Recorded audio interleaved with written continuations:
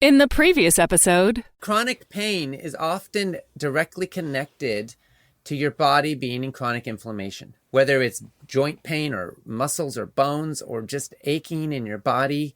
All too often that is a sign from some part of your body that's saying, I'm hurting because I'm inflamed, I'm agitated, I'm distressed. Food is not a miracle cure-all for everything, but it is amazing how much less pain people can feel when they get out of that chronic inflammatory state, which, by the way, is what's necessary to be able to respond to illness effectively.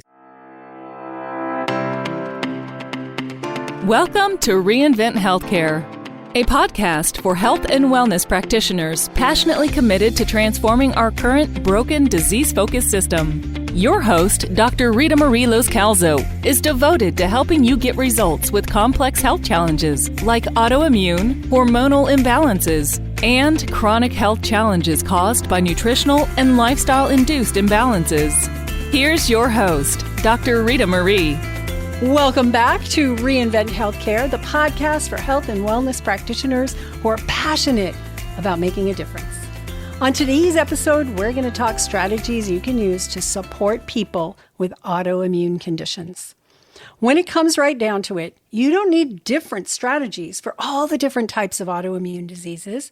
You need a framework that works to rebalance the underlying causes of autoimmune imbalance. A couple of years ago, I taught a 3-day practitioner event called Mastering Autoimmunity. On it, I shared my framework for reversing autoimmune disease. On our episode with Dr. Terry Walls, we shared the dietary guidelines she used to reverse her own progressive multiple sclerosis and what she uses with her patients and the students she teaches in her programs. No matter what the diagnosis, you can manage most autoimmune conditions in a similar fashion. There are certain things you must do, and I teach these to our NEPT students. Today's guest, Dr. Tom O'Brien, is the author of the best-selling book, The Autoimmune Fix, and creator of Betrayal, the Autoimmune Disease Solution They're Not Telling You, which is an online docu-series on autoimmunity. He's also an internationally recognized and sought-after speaker, very sought-after, hard to get him, and workshop leader specializing in gluten and its impact on health and the development of autoimmune diseases. Some people call Dr. O'Brien the Sherlock Holmes of chronic disease and metabolic disorders. He holds teaching faculty positions at the Institute of Functional Medicine and the National University of Health Sciences. And he's trained and certified tens of thousands of practitioners around the world in advancing understanding of the impact of wheat and gluten on the development of autoimmune disease. So, Dr. Tom, thank you so much. I'm so excited to have you here. Oh, thank you, Dr. Rita. It's always a pleasure when you and I can team up and carry a message out together. Absolutely. And Dr. Tom has been on many of our events, in-person ones before COVID and now on the online ones. And it's just always a joy to have you with us because you're so full of information and you're fun. So thank you. Oh, thank you. Thank you. Yes. So I have a bunch of questions I want to run by, and feel free to take us off track of my questions if you come up with some other things that you think we should be making sure that our audience hears. Our audience are practitioners, health and wellness practitioners of all types, doctors, nurses, health coaches, osteopaths, naturopaths, chiropractors, etc., who are interested in helping people to really get to the root cause of their health problems and not just slap on Band-Aids, in the form of pharmaceuticals. So yes. I wanted to start with, and you relate to all that as well, because that's the kind of people you teach. So I wanted to just, start out with, how did you get interested in autoimmune disease? You've been working on this for so long and written a book and done the docu-series and written a number of articles. So what prompted this? Well, it's a natural progression that when you know that the National Institutes of Health tells us that 14 out of the top 15 causes of death are chronic inflammatory diseases, that the only one that is not is unintentional injuries. Everything else is a chronic inflammatory disease that eventually takes you down. So it's easy to say, when we go down in life, whenever that is, it's going to be from a chronic inflammatory disease. Something just gives out, it's too worn down. And when you accept that as the primary mechanism, then the question becomes, where does the inflammation come from? Mm-hmm. And when you're asking the question, where does the inflammation come from, you always end up, it doesn't matter how many studies you read, how many great studies, nights and nights of reading late at night, and then the next day another study. It always comes back to the same mechanisms. That's why I so very much agree with how you started off the welcome here and said, it doesn't matter what disease you get. It really doesn't matter. These basic principles apply to them all, and they need to be recognized in order to arrest the development of a chronic inflammatory disease. So just in reading the science, it leads you right away into this whole world of chronic inflammatory diseases. And when you think of that, when you think of inflammation, what's inflammation? Inflammation is the result of an activated immune system. Now, Mrs. Patient, your immune system is just the armed forces in your body. The Army, Navy, Air Force, Marines, Coast Guard. It's just there to protect you. We call it IgA, IgG, IgE, IgM, innate immune cytokines. It's just trying to protect you. So the question always comes back, what is it trying to protect you from? Mm-hmm. So it doesn't matter if you have rheumatoid or psoriasis or Hashimoto's or celiac, scleroderma, alopecia areata. It doesn't matter. It always comes back to the basic mechanism is where is the inflammation coming from? So in looking at the immune system, as I did, I would see there's always an autoimmune mechanism going on. It's not just a cytokine storm, which has happened so much in this last couple of years with the viruses we've been exposed to. It's not just that, but really the long-term degenerative process is occurring because your immune system, trying to protect you, is attacking your own tissue. And that's an autoimmune mechanism, attacking your own tissue. And some authors define autoimmunity as an immune system mistakenly attacking your own tissue. It's not a mistake. And when you start to understand it's not a mistake, and you then ask the question, well, why is it doing this? Then you start exploring, where is it coming from? In addressing where is it coming from, I want to bring us in touch, and I know you've talked about this many times, our friend Professor Alessio Fasano at Harvard. He's the director of mucosal immunology at Harvard. That means the lining of your lungs, the lining of your brain, the lining of your gut, the lining of your reproductive system. He's the director of that department. He's the director of the Celiac Research Center. He's a professor of medicine at Harvard Medical School, a professor of nutrition at Harvard School of Public Health, the chief of pediatric gastroenterology at Mass General at Harvard. This guy's got 5 titles. Any one of these titles is a lifelong goal for someone at the top of their field. He's got 5. And he's always so careful about what he says because he can be misquoted. He published a paper 2 years ago that says it all. All disease begins in the leaky gut. The role of zonulin, that's the protein that gets activated with leaky gut, the role of zonulin in the development of chronic inflammatory diseases. Now, 14 out of 15 of the top causes of death are chronic inflammatory diseases. And here we have the chief of pediatric gastroenterology at Mass General Harvard, professor of medicine, Harvard Medical School, teaching the medical students that there are 5 pillars in the development of chronic inflammatory diseases. And if you understand these 5 pillars, you understand where the inflammation is coming from. And the key to all of those 5 pillars are genetics, the environmental triggers you're exposed to, creating an imbalance of the good guys and the bad guys in the gut called dysbiosis. That dysbiotic gut creates inflammation in the gut that creates number 4, a leaky gut. And with the leaky gut, you get these larger molecules going through into the bloodstream before they're supposed to be able to. They're called macromolecules. Now they're in the bloodstream, and your immune system says, what's that? That's not something I can use to make new bone cells or brain cells. I better fight that. So the immune system gets activated to fight this macromolecule. That is systemic inflammation. And whether it's a bacteria that comes in, or a virus that comes in, or a food molecule that comes in, or an environmental chemical you're exposed to that comes in, your immune system, trying to protect you, is going to start fighting these molecules. And these molecules bind onto our own tissue. For example, just Google BPA and thyroid. And here come the studies how BPA can bind to the thyroid, so your immune system, trying to protect you, attacks that BPA thyroid molecule, so you damage the thyroid tissue with that, and now you make more antibodies to get rid of the damaged thyroid tissue.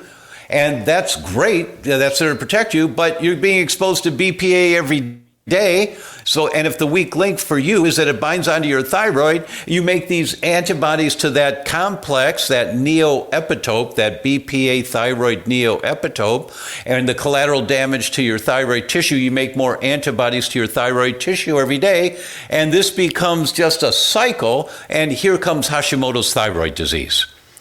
And it doesn't matter where the tissue is. It doesn't matter. Wherever these macromolecules or environmental chemicals they bind onto in your body, your immune system, trying to protect you, is going to go after them and try to get rid of this foreign cell that's not supposed to be in the body. And that is a primary mechanism in the development of autoimmune diseases. So let me stop you there, okay? Because this is really critical to understand that when you said earlier, it's not by mistake that Correct. The immune system is attacking our tissue. It's because it's perceiving it, it's doing its job. It's perceiving that tissue as dangerous because there's this foreign molecule attached to it. And then we get the autoimmune attack. And so when you describe that, it makes total sense why it doesn't matter if it's Hashimoto's or Crohn's disease or celiac disease or Sjogren's or any of the other autoimmune diseases. We don't have to really know in great depth each of those and each of the mechanisms. We may in some cases, but what we need to do is help to put these fires out. Is that right? Exactly correct. Exactly correct. Here's an example. You know, arguably, the most well-known antibody that suggests there's a autoimmune mechanism going on that's not really clear what it's about yet is called the ANA antibody. ANA antibodies, anti-nuclear antibodies. Well, why would your immune system attack the nucleus of your cells? Which cell? Any cell. Why would the immune system attack the nucleus of the cell? Because that's where so many of these environmental chemicals like mercury go. They get inside your cells and they don't just hang out anywhere. They burrow deep down into the nucleus of the cell. And so you might make anti-nuclear antibodies, which is a general antibody, not specific to one disease. Many autoimmune diseases will have ANA antibodies elevated.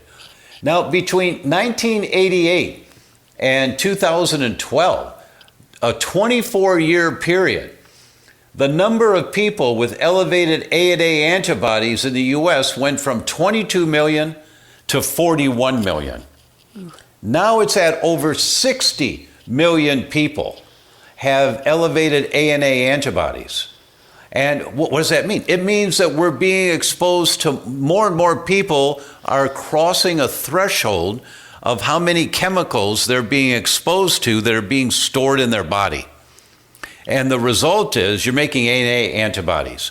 And that's a starting point. Then depending on where else those chemicals are accumulating, you make, here's an example. They did a study in 2016 where they looked at 346 people that had elevated ANA antibodies, but they were healthy. They had no physical complaints. They didn't have any elevated antibodies to their own tissue. They were healthy. They just happen to have elevated ANA antibodies. Within 3 years, 87% of them were diagnosed with an autoimmune disease. Wow. 87%. Huge. Which means that the ANA antibodies, which are so common, and so many doctors say, let's just watch this, we'll check it again for you next year because you seem to be fine. They've got to wait and see because they don't know what to do. And the wait and see is to wait and see, do you get Hashimoto's, do you get Sjogren's, do you get lupus, do you get alopecia, do you get psoriasis? Because then they'll have a medication that they can use to help suppress the symptoms. This is very similar to what we see with metabolic disorders, right? We see, let's just wait till you have diabetes and then we'll give you a medication. Let's just wait till you have a disease and then we'll treat it with symptom suppression as opposed to real cause. Whereas these things can be used, so many things can be used as early warning signs that then we jump in and say, okay, what are the causes? What are the environmental triggers? What's happening in the gut, and on and on. So it makes me mad. Yeah, me too. And that's why I get worked up sometimes when I'm on stage or in these interviews, is because when healthcare practitioners hear this, and if they can just follow the line of thinking, the conclusion for every person is, that makes sense. I should look into that a little more. My hope is when people hear me speak that they're skeptical. They're really skeptical, but not cynical. Skepticism means, I'm not sure I buy what you're saying. I'm going to look into this a little more. Great. Just read the science. Cynicism means, that's a bunch of hogwash. I'm not going to waste my time with it. Yeah. And unfortunately, so many of our doctors who have been out in practice for a while, they will embrace that second approach because it's so threatening to change the paradigm that they've been operating under for so many years. And this completely changes the paradigm. There is just a wonderful, wonderful article that we recommend that all of our healthcare practitioners read. And I'm going to read the title of the article to you because it's free online. You can download it. Approach to patients with unexplained multimorbidity with sensitivities. And the author is Dr. Stephen Genuis, Genuis. Approach to patients with unexplained multimorbidity with sensitivities. And he talks about no one comes in with just one complaint anymore. It's extremely rare unless it was trauma. You break an arm. Right. But people have a symphony of symptoms. And where's it coming from? And he talks about the amount of environmental toxins that we're all being exposed to today, and even in our food. Let me give you an example of environmental toxins in our food. This was embarrassing. I didn't know about this. This paper came out in 2019. In the Journal of the American Medical Association, and our friend Dr. Joe Pizzorno told me about it earlier this year, and I said, well, I'm embarrassed, I didn't know this. They looked at a number of couples who were going to assisted fertility centers to help them get pregnant and have a healthy pregnancy and delivery. And as we all know, when a couple's going through that, it's very traumatic, and it's tens of thousands of dollars. So in this study, by the way, in this study in the Journal of the American Medical Association, the editors of the study wrote a comment, and they said, this is an elegant study with sophisticated biomarkers. Now, Dr. Rita, how many times have you seen the editors of JAMA making a stamp of approval to a study like that? Wow. That just doesn't happen. But they did in this study because it just rocks your boat when you read this. And what they discovered in these couples at assisted fertility center, the only thing they compared that was different, they ruled out all other factors, and they were just looking at those couples that ate completely organic and those couples that ate completely conventional fruits and vegetables. And they divided both categories into fourths, the lowest, the second, the third, and the highest fourth, or the highest quartile, for conventional and for organic. And then they compared the two highest quartiles, the highest fourths. So those eating the highest amount of fruits and vegetables that were conventional from the local supermarket, and those eating the highest amount of fruits and vegetables organic. If you were eating the highest amount of fruits and vegetables that were conventional, you had an 18% less likelihood of achieving a pregnancy after spending tens of thousands of dollars. 18%. Huge. But here's the kicker. If you did get pregnant and you were in the highest quartile of eating conventional fruits and vegetables compared to those in the highest quartile of eating organic fruits and vegetables, if you did get pregnant, you had a 26% less likelihood of a live birth, meaning you had miscarriages and stillbirths if you were eating the highest amount of conventional fruits and vegetables. Wow. That just dropped my jaw. That's jaw-dropping. It is. And that's not even looking at all the rest of the exposures as well. That's exactly right. That's just looking at those who were trying to be healthy and eat fruits and vegetables, but they were buying the conventional fruits and vegetables. There are so many chemicals on our food today that were not there 20 years ago, 30 years ago, 40 years ago. They just weren't there.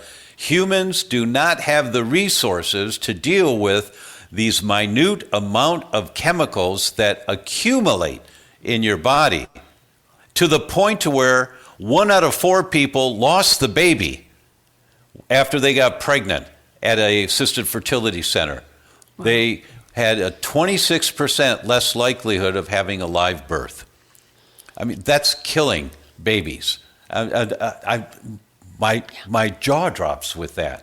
Wow. And I'm using that as an example of how we are all being exposed to toxic amounts. It's the volume of these. Well, there's not that many chemicals. I can't smell any chemicals in my bacon.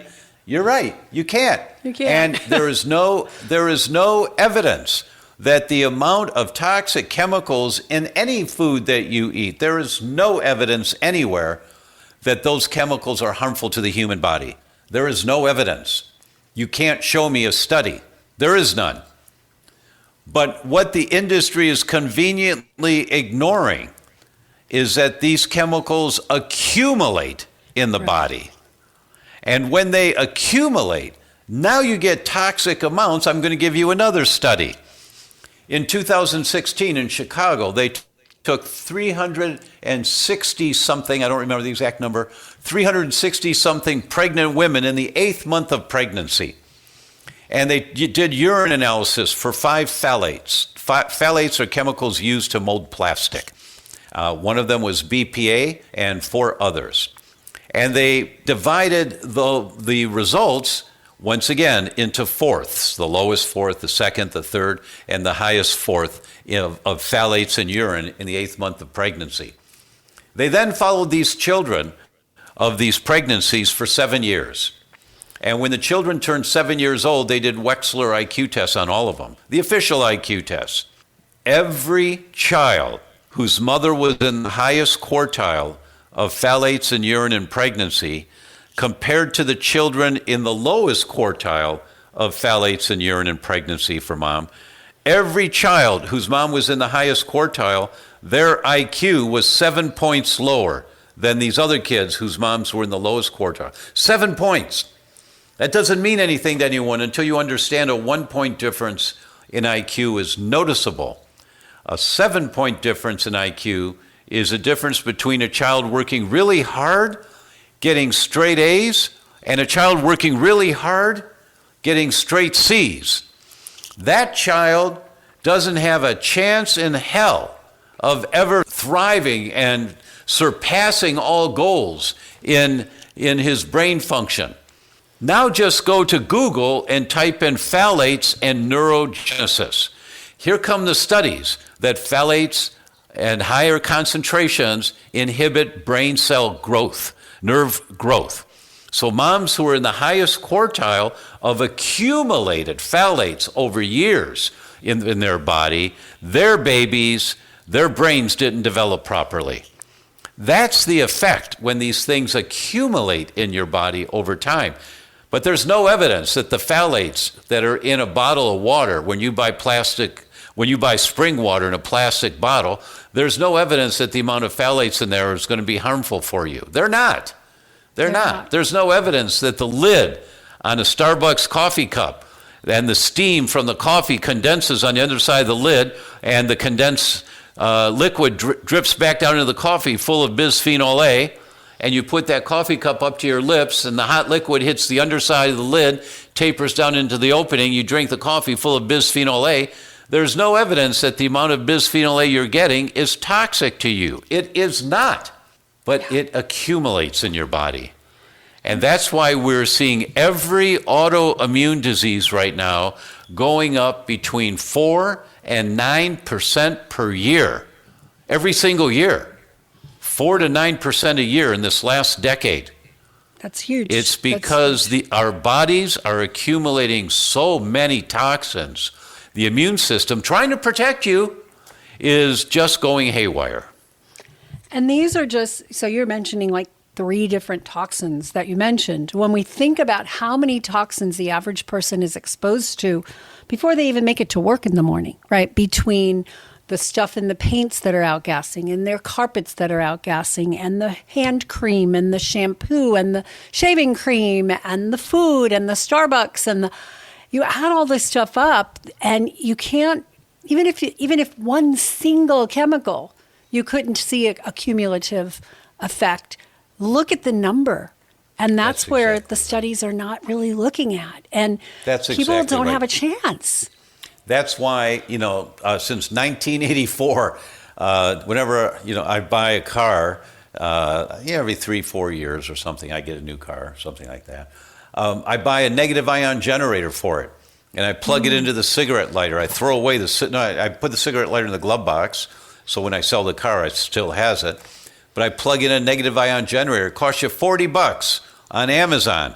But the negative ion generators, they make the particulate matter in the air get heavy, and it falls down and it lands on the dashboard and it looks like dust, or it lands on the floor, on the carpet.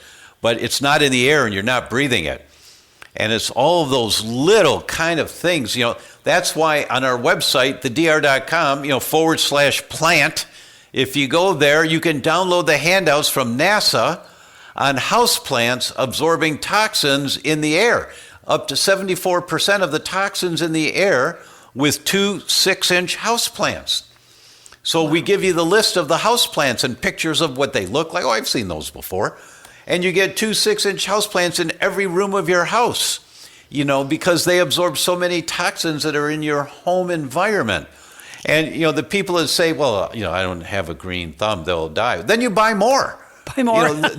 Right. The idea is you just do the little things that are going to help protect you and your family from the incredible amount of toxins that we're all being exposed to. And then you just start learning a little more. You listen to more of Dr. Rita's podcasts and attend her events and read my books and read her books, and you learn a little more every week. And in 6 months, you've learned so much. You've reduced the toxins in your environment dramatically. Yeah. And that's the only way I know that we can survive this escalating rampage of autoimmune diseases. I love the simple thing like that, because a lot of times, we talk to people, get an air purifier, and you need like 3 for your house because it's big enough.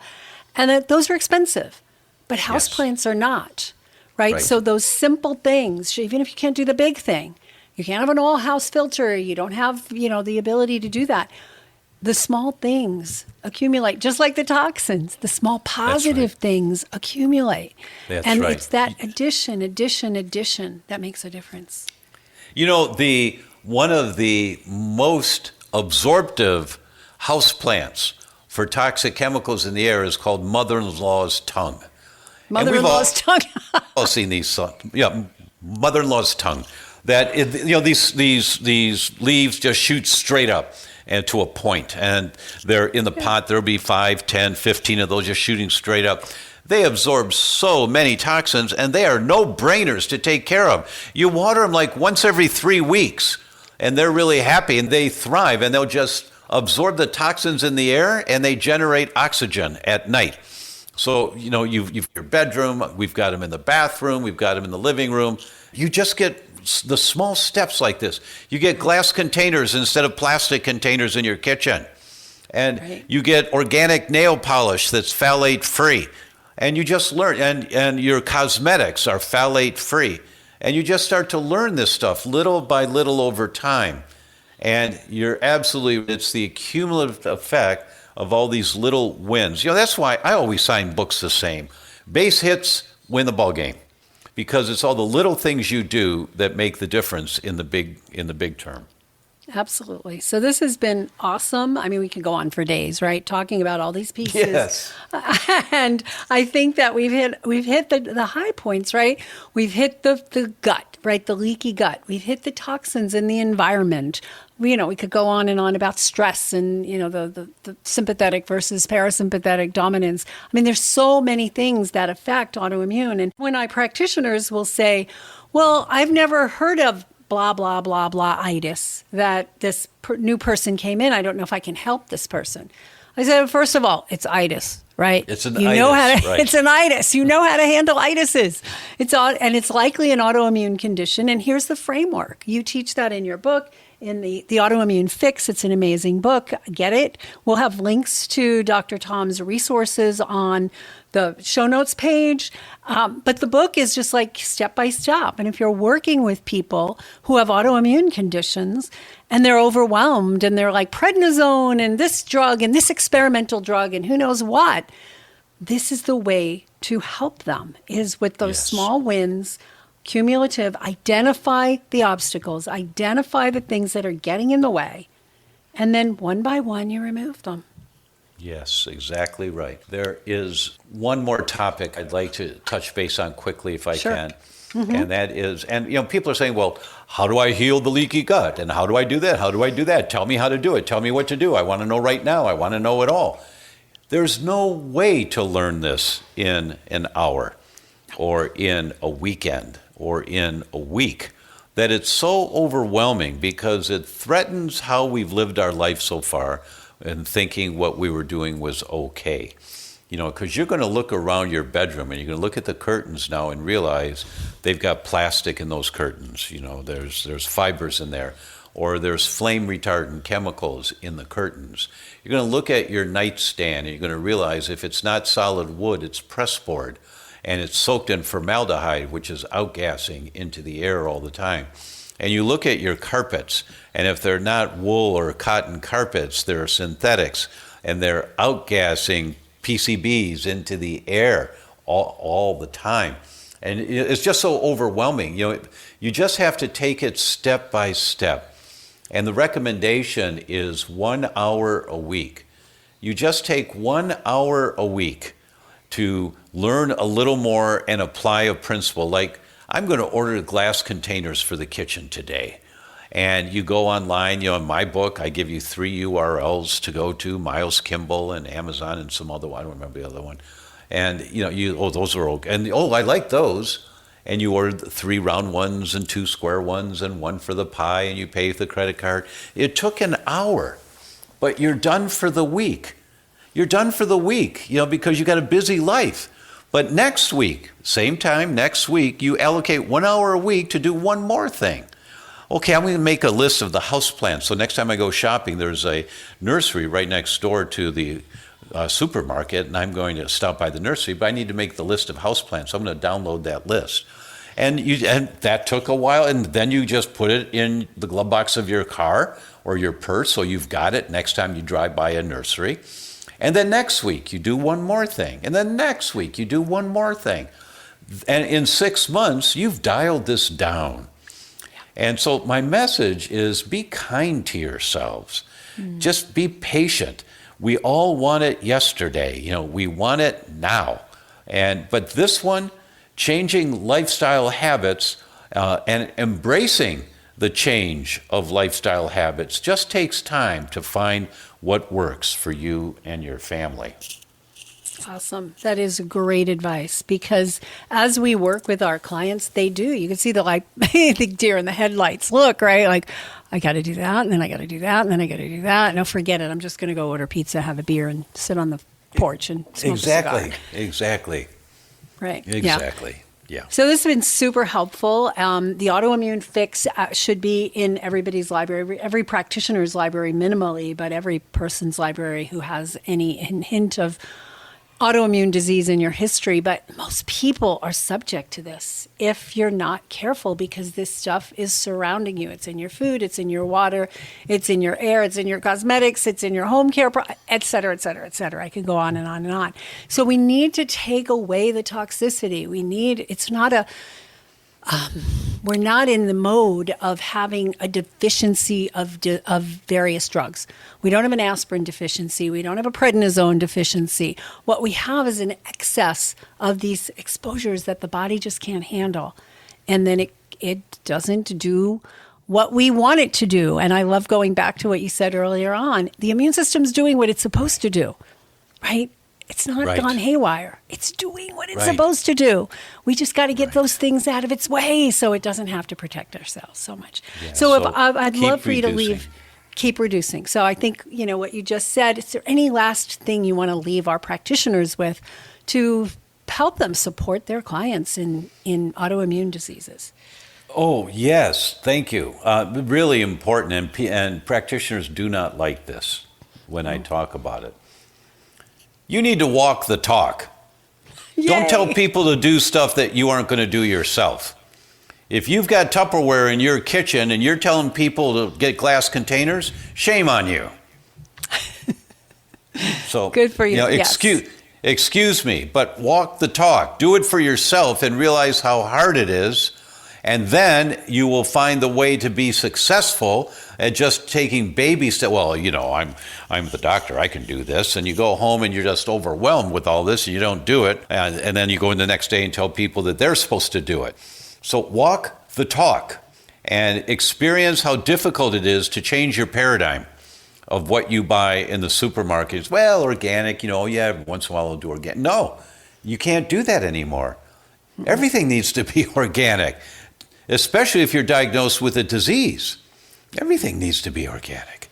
And I felt I was so guilty of thinking the way I thought 10, 15 years ago. Well, organic's good whenever you can, but it's not that available. Well, no, it is available. You just have to look. You have to look now. So as practitioners, please, please, please, just allocate 1 hour a week. Just do it. Do it for a month. Commit to do it for 4 sessions, once a month. And notice at the end, that's right, I'm so glad to have these glass containers now, and I wouldn't have gotten around to it before. Or whatever it is that you implement, the house plants, or whatever it is that you implement of the simple things to do. Please, please, please do it yourself, because then you can look your patient in the eye 5 months from now and say, no, Miss, I had a really hard time with this myself. I was trying to do too much and I just got overwhelmed. So when I slowed down and I did 1 hour twice a week or 1 hour a week or 1 hour a month, but just consistently when I did it, and over time, it made a big difference. And my family is much healthier now as a result of it. That's awesome. So my next step here is the house plants. We used to have lots of house plants. We moved a couple of times. The plants died, and I'm going to go get a bunch of house plants. I'm going to fill my house with them. I've got them in the garden. Yay. I've got the garden growing, so I've got the organic produce out there. I'm going to do the house plants. So thank you for that inspiration. I love it. So we're here wrapping up with Dr. Tom O'Brien, author of the Autoimmune Fix. We've been talking about autoimmunity. We've spent a lot of time talking about the toxins in the environment and how we can avoid them and help our patients and our clients to avoid those. Autoimmune disease is in chronic epidemic right now. We're focusing on infectious disease as the epidemic. The real disease, the real problem is these chronic diseases that are really at epidemic proportion. And there's things that we can do about it. So the good news, preventable and haltable, right? We can stop it in its tracks. We can prevent it from getting worse. And then do the right things, we can help people to reverse it. You just need to know how to identify the underlying causes, apply a step-by-step framework, step-by-step, removing the toxic exposures, removing the stressors, and allow the immune system to get back to working the way it's supposed to.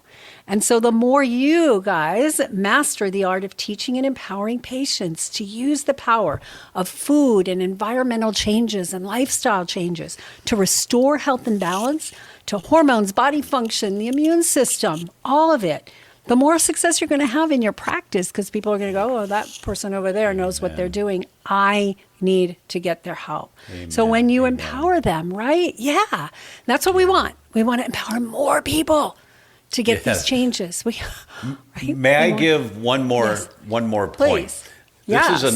This is another article I think is a must read because it changes your paradigm. First, I'm going to set a context.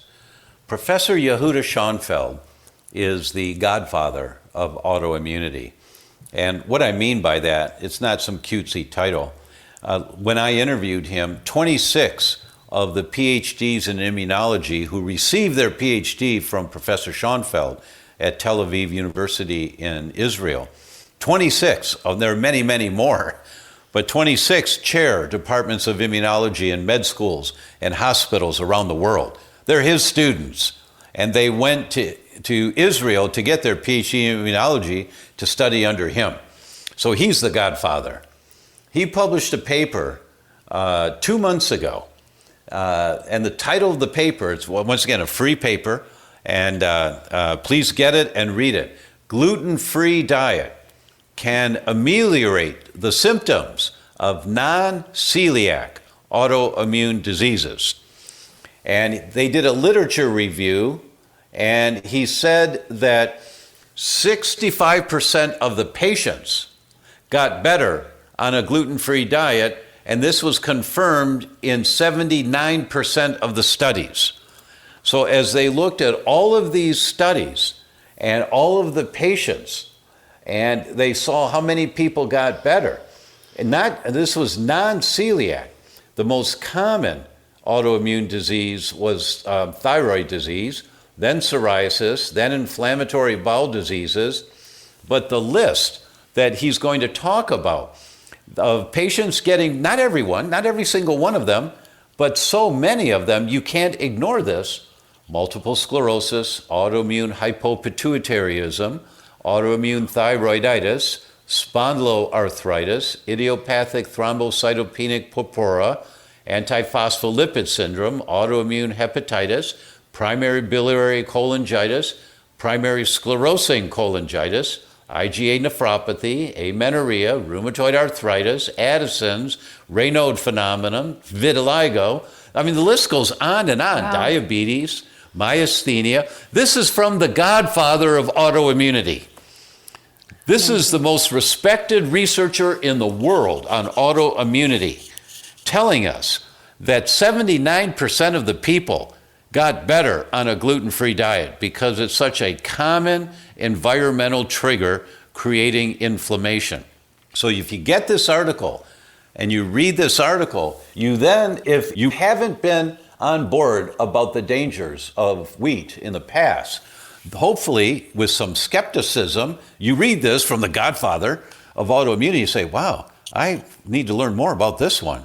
And you understand how wheat is such a common food triggering the inflammatory process and eventual chronic inflammatory diseases. Well, I thought we were going to make it to the whole thing. I was just thinking we haven't talked about gluten and wheat. And here we have it. We can't get off a conversation with Dr. Tom O'Brien and not talk about gluten. That's right. So thank you That's for right. putting that in there. It's an environmental toxin. I like the way you put that. And all of these environmental toxins and all these dietary toxins and all the things your body just can't handle.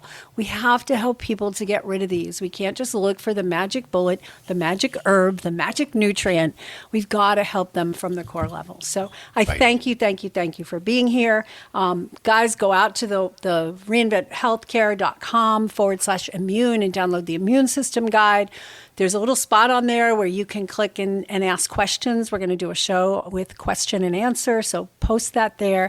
And keep doing what you're doing. Keep helping these people you're helping. Learn. And until next time, shine on. Thank you for listening to the Reinvent Healthcare podcast. Join the movement of practitioners that are guiding people to actually get well rather than covering up their symptoms. Connect with us at reinventhealthcare.com to access resources and tools that will empower you to create a thriving health practice.